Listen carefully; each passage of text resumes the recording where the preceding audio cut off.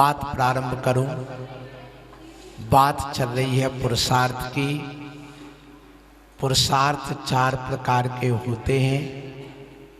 चारों पुरुषार्थ करने वाला पुरुष ही सर्वश्रेष्ठ पुरुष माना जाता है। हमारे तीर्थंकर जितने भी होते हैं वे चारों पुरुषार्थ करते हैं। जिन जिन तीर्थंकरों ने शादी नहीं कराई उन तीर्थंकरों ने पूरा पुरुषार्थ नहीं किया। ये हुंडाव सर्पनी काल का दोष है। तीर्थंकरों को शादी कराना अनिवार्य होता ही है, क्योंकि वे इकलौते होते हैं। यदि शादी नहीं कराएंगे और सीधे दीक्षा ले लेंगे तो आगे धर्म की कुल परंपरा समाप्त हो जाती है। और उन्होंने पुरुषार्थ नहीं किया ये भी सिद्ध हो जाता है। धर्म पुरुषार्थ, अर्थ पुरुषार्थ, इसलिए वे राज्य शासन करते हैं और राज्य शासन करके अपना जीवन चलाते हैं। उनको जरूरी होता है। फिर काम पुरुषार्थ भी उनको जरूरी होता है। इसलिए आदिनाथ भगवान की 2 शादी हुई। शांतिनाथ भगवान की 96,000 शादियां। ये बताता है कि हमें अपने जीवन में पुरुषार्थ करना जरूरी है। तो प्रातः काल उठ करके धर्म पुरुषार्थ 6 घंटे,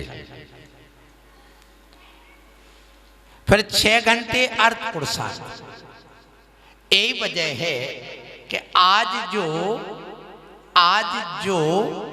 नौकरी का समय होता है वो 6 घंटे से 8 घंटे ही सरकार ने नियुक्त किया है। 8 घंटे में 1 घंटे के बीच में रिसेस भी होती है। विद्यार्थी को पढ़ाया भी जाता है तो उतना ही पढ़ाया जाता है 6 घंटे। मतलब प्रत्येक इंसान को अर्थ पुरुषार्थ 6 घंटे से अधिकतम 8 घंटे ही करना चाहिए। उससे ज्यादा यदि कर रहा तो अति भारारोपण है। फिर आता है अर्थ पुरुषार्थ के बाद काम पुरुषार्थ। काम पुरुषार्थ भी 6 घंटे। आप यदि अपने शरीर को नहला रहे हैं, शरीर को सजा रहे हैं, आप टीवी देख रहे हैं, आप गीत सुन रहे हैं, आप अपने शरीर को निखार रहे हैं, आप भोजन करके शरीर को पुष्ट बना रहे हैं, आप यदि घूमने जा रहे, ये सब काम पुरुषार्थ के अंतर्गत ही आता है।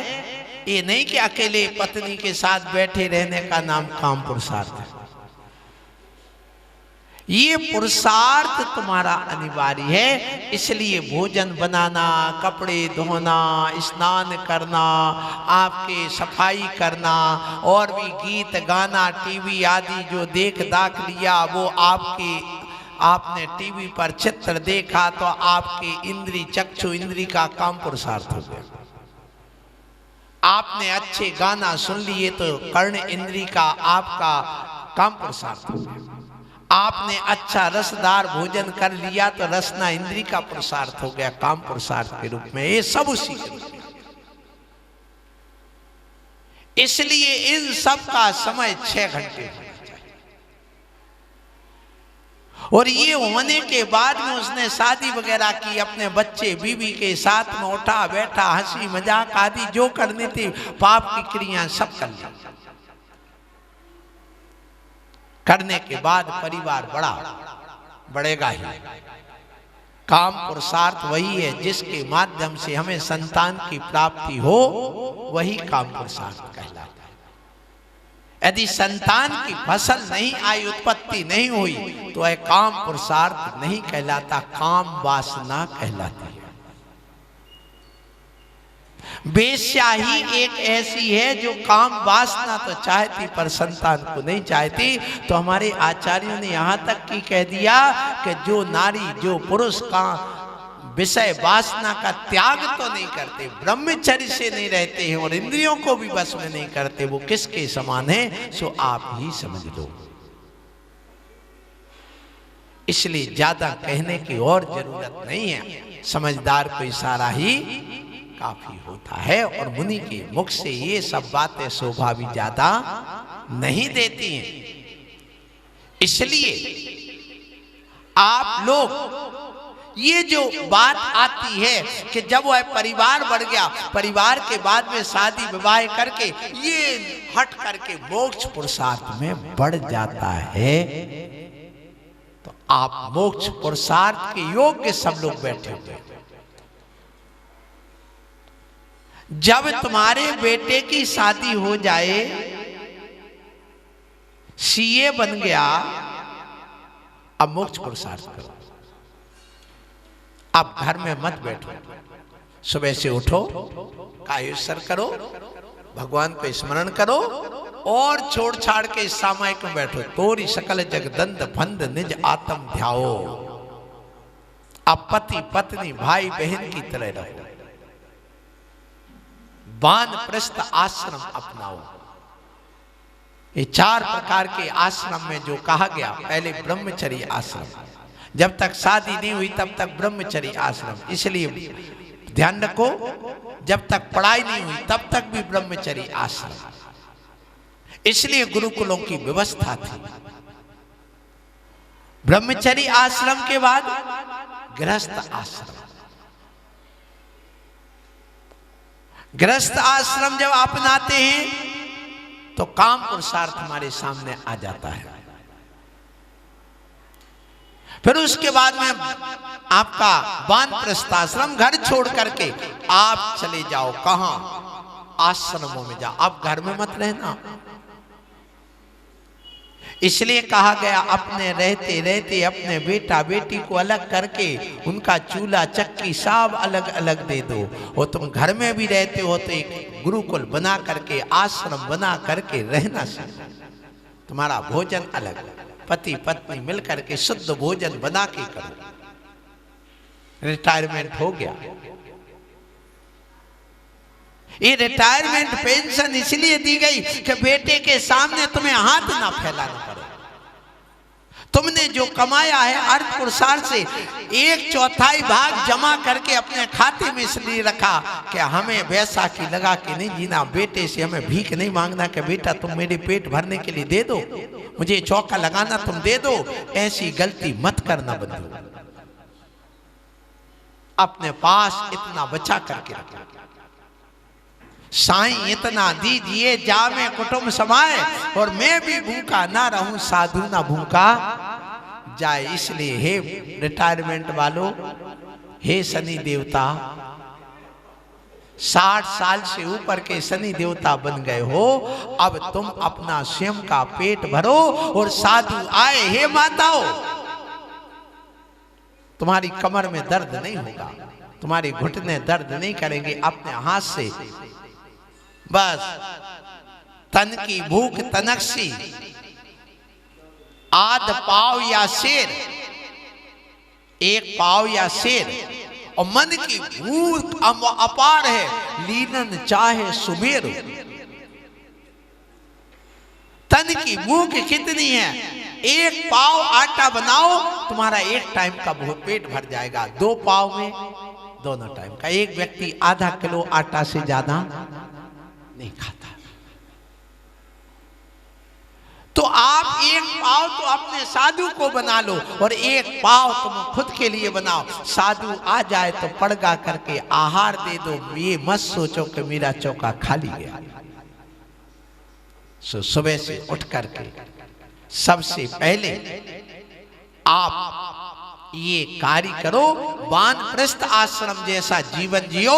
उसके बाद में अब लगे कि हाथ पैर अब बिल्कुल बोलने लगे हैं, अब जाओ गुरु के पास, जब तुम्हारे बेटा हाथ खड़े कर दे तो तुम सहारा किसका लेना? देव शास्त्र गुरु का, उनके सहारे। जो सेवा तुम्हारा बेटा नहीं करेगा वो एक तुम्हारा मुनि करेगा और तुम्हारी नैया पार कर देगा। ये ध्यान रखना। इसलिए कहा गया अंते महासमाहि मरणम, अंत में समाधि धारण करो। समाधि कहां? घर में नहीं, गुरु के पास जाकर के लेना। बस ये ध्यान। धन्य मैं कहूंगा इनको सूरदत्त सागर और हेमदत्त सागर से, किन्ने बेटे का सहारा लेकर के गुरु का सहारा लिया। इनकी ये मति काम कर गई, अन्यथा तुम वहीं घर में पड़े पड़े सड़ते और मरते, तुम्हें कोई पूछने वाला नहीं। जो आज 10 लोग पड़गा करके हे स्वामी हे स्वामी हे स्वामी आत्रो आत्रो तिष्ठो तिष्ठो, और घर में तुम्हारी बहू तुम्हें सूखा भी नहीं पूछती। सही बात है, दिल की बात आ गई। अब सही बात है तो आ जाओ, दीक्षा ले लो। यही तो कह रहा हूं कि अब तुम उनके बारे उसमें हस्तक्षेप अब करने का तुम्हारा अधिकार नहीं। उनकी जवानी है, जवानी का जोश है और वे अपनी काम वासना में लिप्त होंगे। तुम देख करके वहां पर अपने विकार भाव मत लाओ, अपना जीवन बर्बाद मत करो। तुम्हें सरकार ने रिटायरमेंट दिया है, इसलिए स्वयं को संस्कारित करो। अब वानप्रस्थ आश्रम से संन्यास आश्रम लाओ और दिन रात मेरे स्वामी मैं भावना ए भाऊं, देहांत के समय में तुमको न भूल जाओ।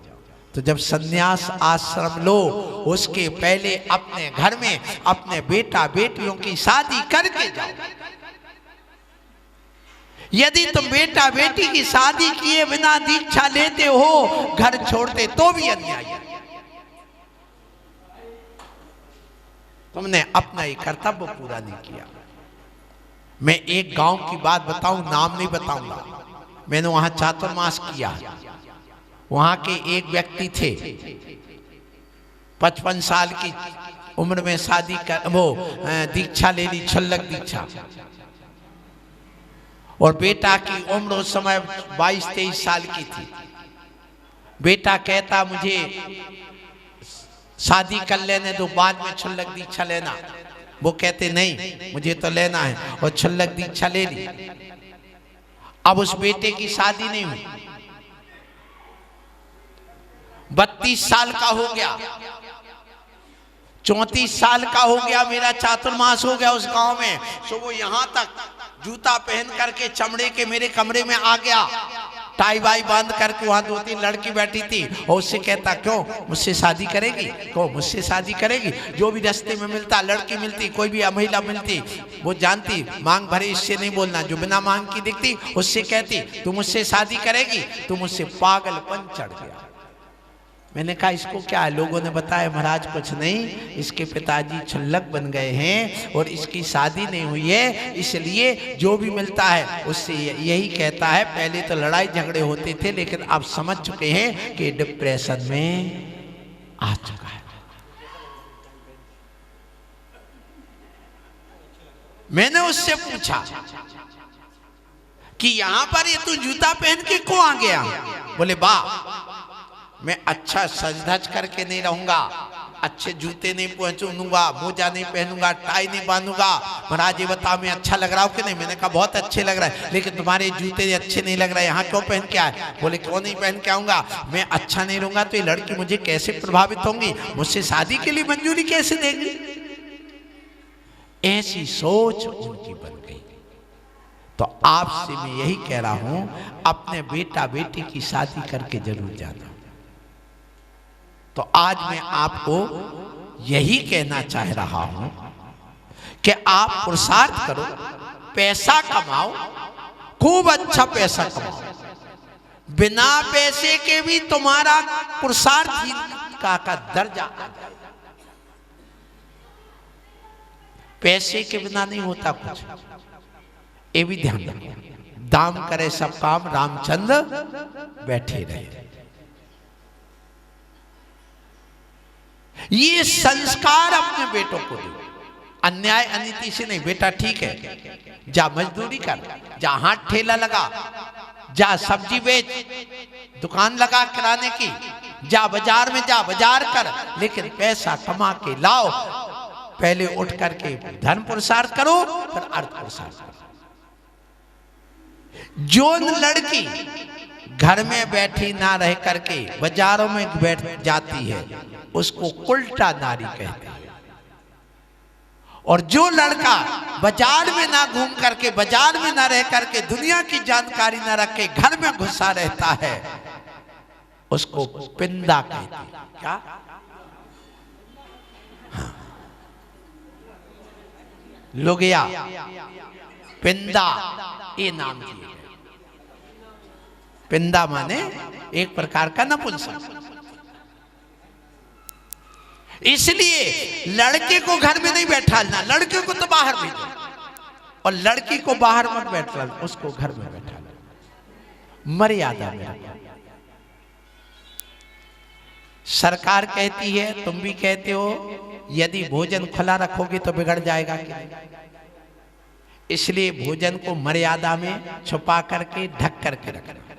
धन को खुला रखोगे तो चोर लुटेरे ले जाएंगे नहीं, इसलिए धन को भी छुपा करके तिजोरियों में बंद करके रखो। इसी प्रकार नारी को कहाँ रखो?